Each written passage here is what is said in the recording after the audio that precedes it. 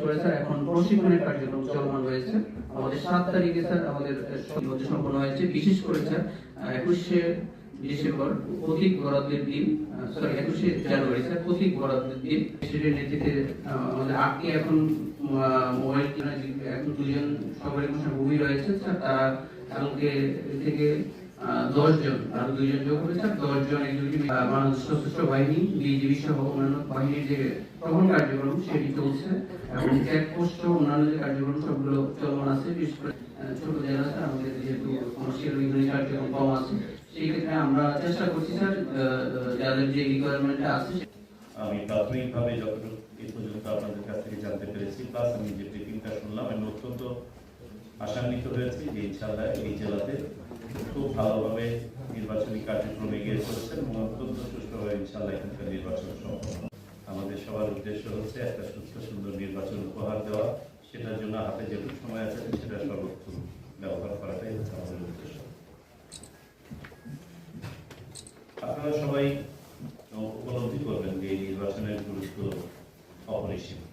এটি শুধুমাত্র গণতন্ত্র উত্তরণের জন্যই নয়, আমাদের জাতীয় ভাবমূর্তি, আন্তর্জাতিক পরিমণ্ডলে আমাদের অবস্থান, সর্বোপরি আমাদের ব্যবসা বাণিজ্য, বিনিয়োগ তথা কর্মসংস্থান সবকিছু এই নির্বাচনের সাথে সম্পর্কিত এবং পাশাপাশি আমাদের দেশের স্থিতিশীলতা, শান্তি শৃঙ্খলা, সামাজিক যে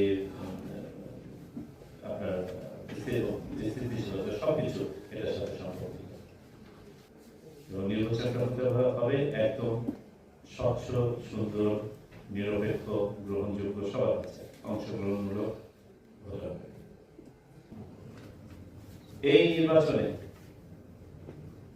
কেউ যেন এক সুতা কোন পক্ষ অবলম্বন না করেন। আমাদের দৃষ্টিতে প্রতিটি দল, প্রতিটি প্রার্থী সমান।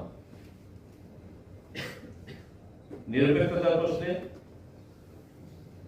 নির্বাচন কমিশন আপনাদেরকে কোন ধরনের নিরপেক্ষতা হানি হতে পারে বা পক্ষপাত দুষ্টতায় আপনারা দুষ্ট হতে পারেন, এই ধরনের কোন নির্দেশনা নির্বাচন কমিশন দেয়নি, দিবে না।